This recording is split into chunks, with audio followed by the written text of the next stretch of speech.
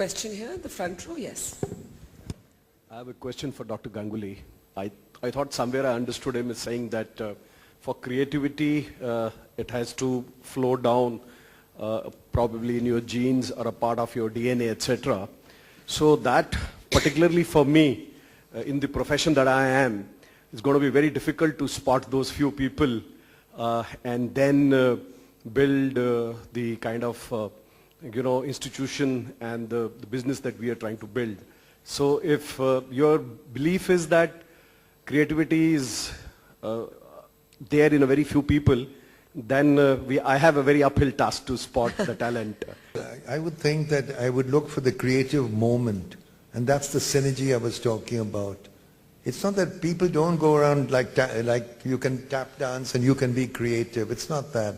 In a certain situation, the same person would be absolutely non-creative. So you must, I think, in an organization, create the synergy which makes people think again and create ideas among themselves.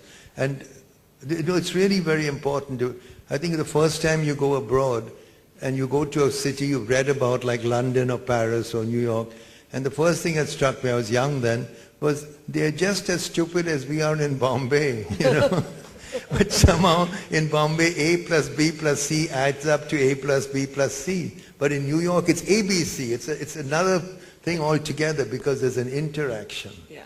And you must understand, it's the interaction, it's the moment which is creative. And it passes on to some other group. And I think the exciting thing would be to see what is the level of interaction you need. I mean, I don't run an organization, you do, obviously. And look for that. Absolutely, let me tell you this, cities are not about the city beautiful, they're about the city as synergy.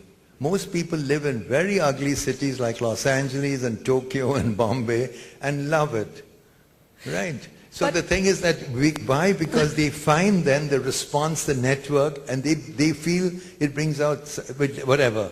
So I'm only trying to point out that we must pay much more attention to the relationship of people, and especially research people. I've done one or two things at MIT, for instance. The main thing is to get that interaction between disciplines in any university, like you have here.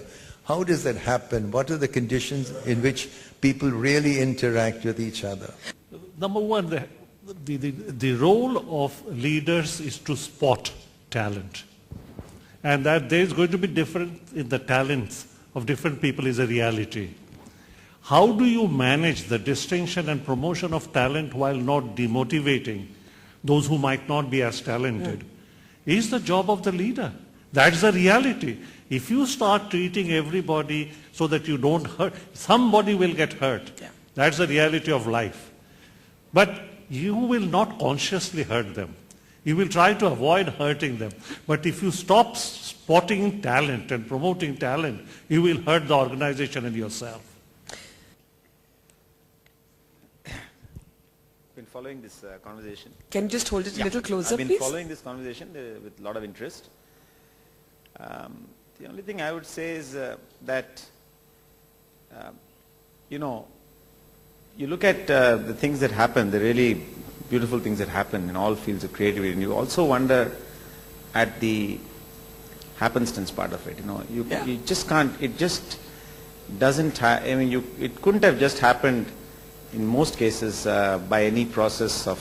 It does matter. All these things matter. What people have talked about, the effort, the wanting to solve the problem, wanting to do something, all that matters. But also it's a lot about who gets together, and the synergy that he talked about. So what brings all there's sufficient randomness there that you want. That what brings it all together. That's it.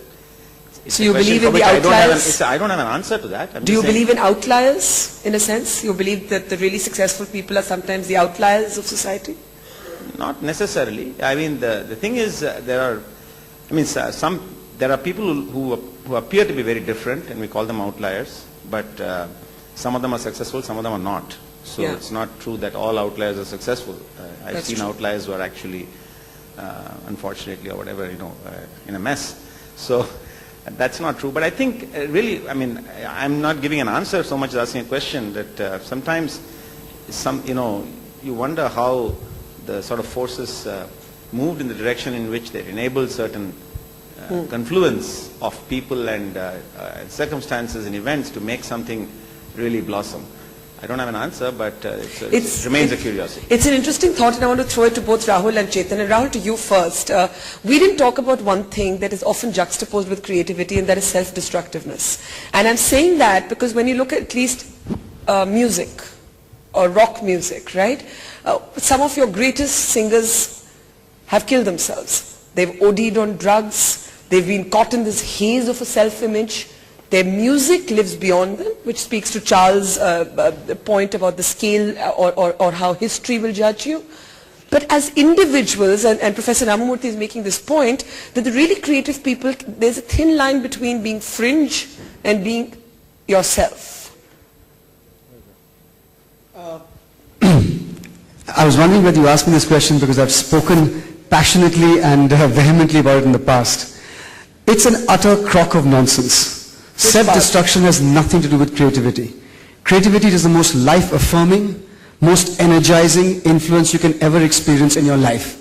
So the self-destruction happens, and I'm now going to quote a doctor.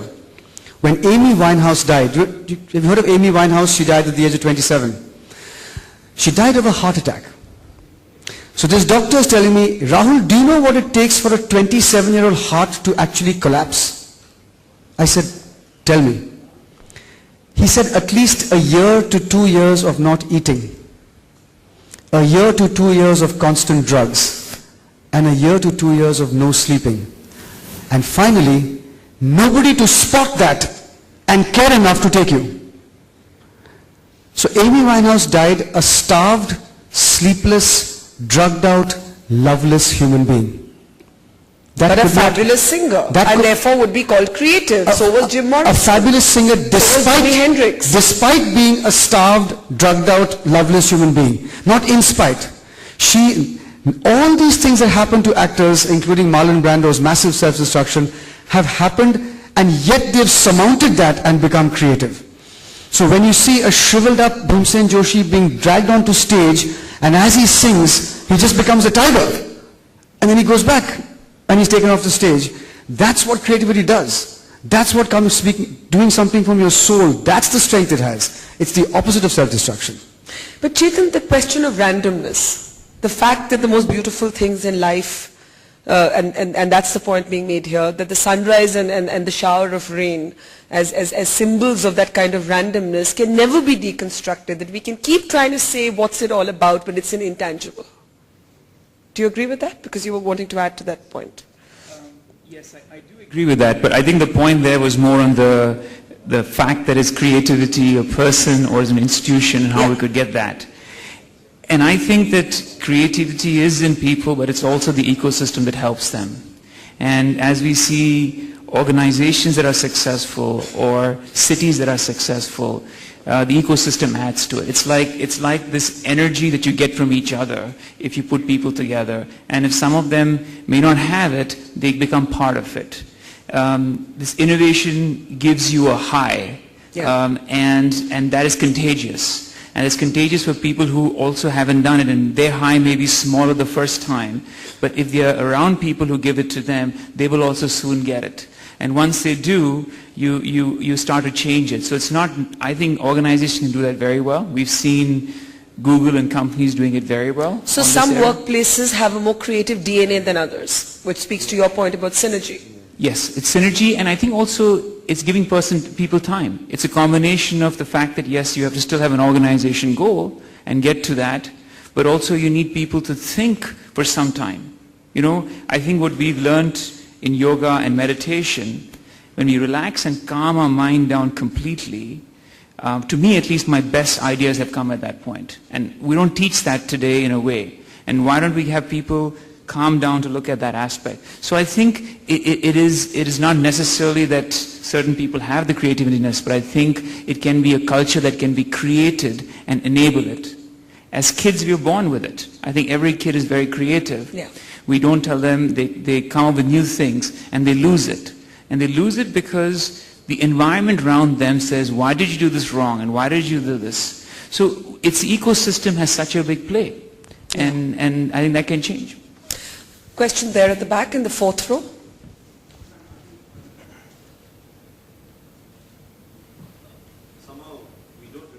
Just hold it like this, like this. Yeah. Thank you. Somehow we don't recognize the fact that we have a number of creative people amongst the poor, and the number of entrepreneurs are very high among the poor. In fact, if you look at all the small vendors, they're all entrepreneurs. And many of them are extremely creative. So, say, for example, creating a toy, creating a service, and all that. Somehow when we talk about creativity, we do not talk about all those people out there who are creative to make both ends meet. I think this should be recognized. Dr. Ganguly, that's why I did mention how Jugaad was created by the farmer. But it's an important point that is the discourse around creativity trapped in a certain kind of elitism? I think it's a very fair point that creativity is probably more widespread than it is acknowledged. The danger that I said, that both the terms innovation and creativity are so overused that they have got almost misused. And therefore we are unable to distinguish between genuine creativity and hyped creativity. That's what I was trying to distinguish between. Give us an example of hyped creativity. Well, this off the record. It's on so many cameras, but off the record. Anyone wants to take that? An example? Madonna? Yeah, for example. We can allow Madonna. No, I was That only fooling. No, I want to just say one thing. I don't know about business, but if you said Beatles, I would have walked out. If you look at the creativity in handicraft, the most beautiful things, for God's sake, are made by poor people in India, in Mexico. Ugly things are made by us. Let's not fool ourselves, because when you're poor, a Mexican potter makes a pot, and with one stroke of a pink brush, he changes your life. Yeah. That is creativity, and it exists absolutely right across the board. I don't know about business, I have no idea about that, but I'm sure that it's there too. But in art, in handicraft, absolutely. I would never hesitate. Rahul, an example of hyped creativity. I love that Madonna's on the table. Come on, you've got to add to that list. I come from the Hindi film industry. That's How why many I'm examples asking do you you. want? That's why I'm asking you. Name and shame. I'm sure alphabetically we can go down to day after tomorrow. Now come on, Okay, outside your field. We obviously can't quote from our field, so outside your field.